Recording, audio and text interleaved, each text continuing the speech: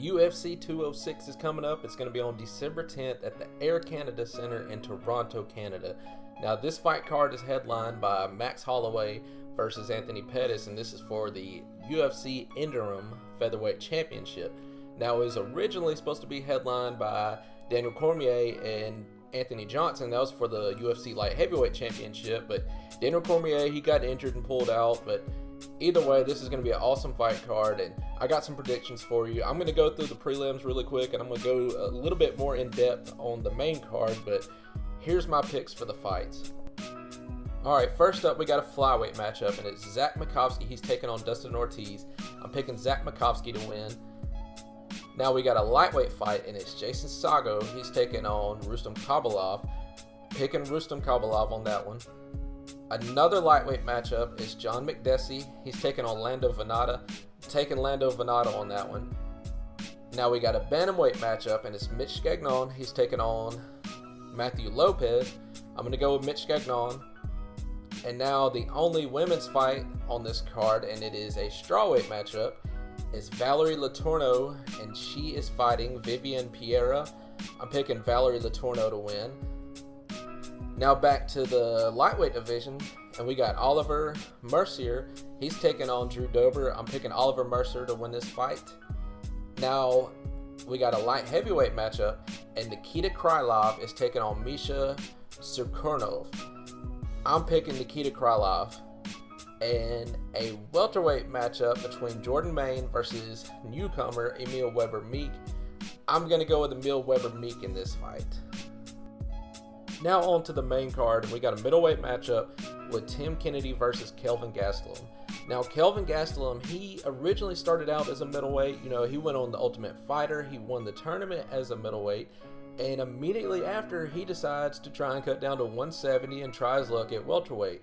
Now, he had a great run at welterweight. You know, he was close to a title shot. He was in the top 10. And the only thing is that he had such troubles with cutting weight down to 170. You know, he had 3 mishaps where he could not make weight.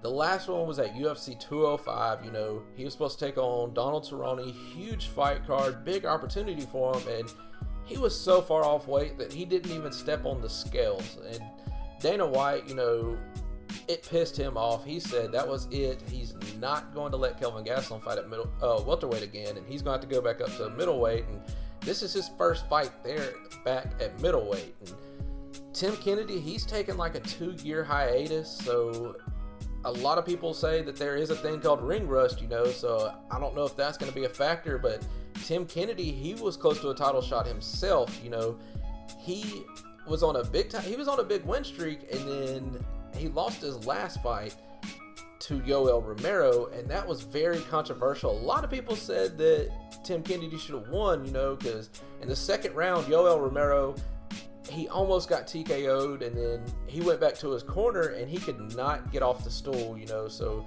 he got a little bit of extra resting time, and Tim Kennedy was trying to get them to wave the fight off, and they didn't, so they let Yoel Romero get a little bit of extra resting time on the stool.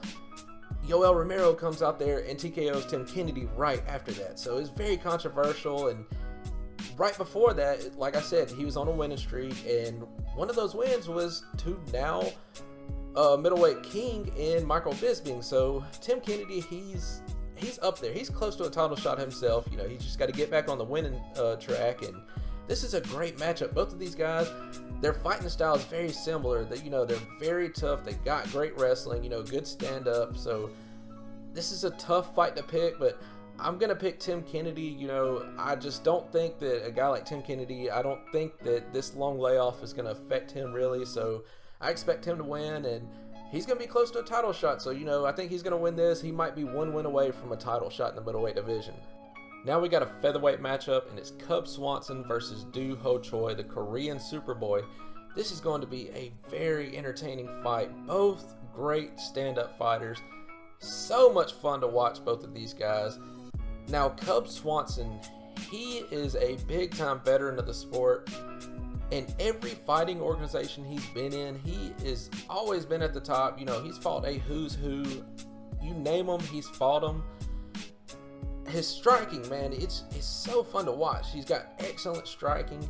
Now, Choi, he hasn't been around that long, but he's on a big win streak right now, and he's a big time prospect. A lot of people think that he can be one of these guys that can win the championship in the featherweight division. Now, he's knocking everybody out. Very entertaining. He's so precise with his striking, and Cub Swanson is going to be that guy to see if he's legit or not. Like I said, Choi, he hadn't fought the best of the best, but so Cub Swanson, that's a big step up in competition, and we're going to see right now if the Korean Superboy is legit, but I'm still going to pick him. I think that he is legit. I think that he is going to shake this featherweight division up, and he is going to be one of these top guys, so I'm picking the Korean Superboy, Choi, to win this one. Now on to the co-main event of the evening. It's a welterweight matchup with Donald Cowboy Cerrone versus Matt the Immortal Brown. Do not blink during this fight. There is no way possible that this fight is just not going to have fireworks in it. It is guaranteed to be an excellent fight.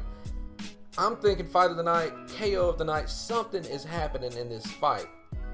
Both of these guys are super tough, great strikers. They get in your face and they are going to fight. Matt Brown might be the toughest guy in the UFC. It is so hard to put him away. We've seen him fight through adversity, come back, just excellent guy. You know, he hits so hard. He can take all kinds of punishment. He gets you in the clinch, he will batter you. Matt Brown is going to get in your face, and he is going to stay in your face the whole fight. He's taken on Donald Cerrone.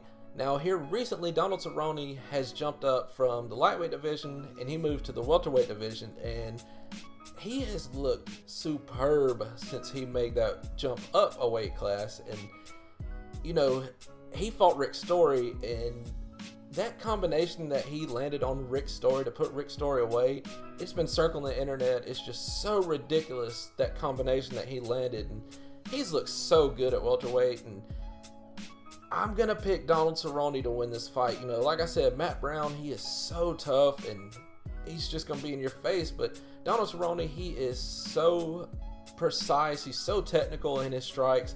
Matt Brown's more of a brawler, you know, so I think Donald Cerrone, he's just going to be a little bit too technical for Matt Brown, and he's going to be able to pick Matt Brown apart. But either way, that is going to be an excellent fight.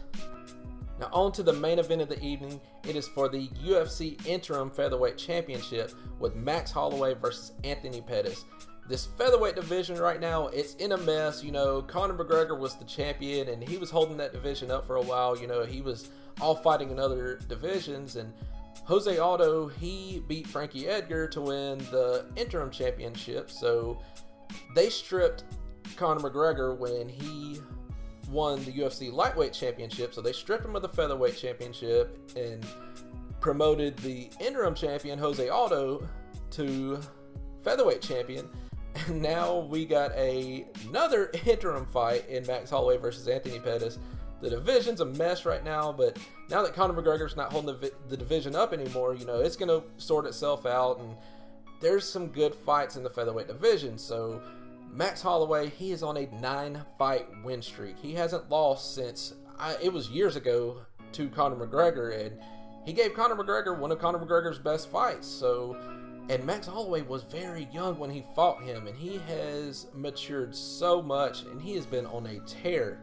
Now, Anthony Pettis, he was the lightweight champion years ago, and he was having a little rough patch in the lightweight division. He lost a couple, and he drops down to featherweight, has his first featherweight fight, looked outstanding. You know, great submissions, great striking. Same for Max Holloway. They're both just so well-rounded, which you got to be when you're at this point, you know, where they are in the division. So this is a hard one to pick, but I'm going to go with Max Holloway on this one, man. He has just been on a tear. I think it's going to take something crazy to get in this guy's way of him getting a title shot. He just wants that belt. He's going to do anything it takes to get his hands on that belt. So I'm picking Max Holloway. That should be an excellent fight, though, and this is going to be an excellent fight card. But that's going to do it for this video. And guys, I just started writing MMA articles for fansided.com, and I'm gonna leave a link down below to where you can go see my articles, and if you could check that out, that would be awesome. And please leave a like on this video and comment down below. Let me know what you think about my picks, and let me know what you think about the card in whole, and subscribe for future videos. I'm gonna keep putting out content, so subscribe so you can keep an eye out on that. But anyways, guys, thank you so much.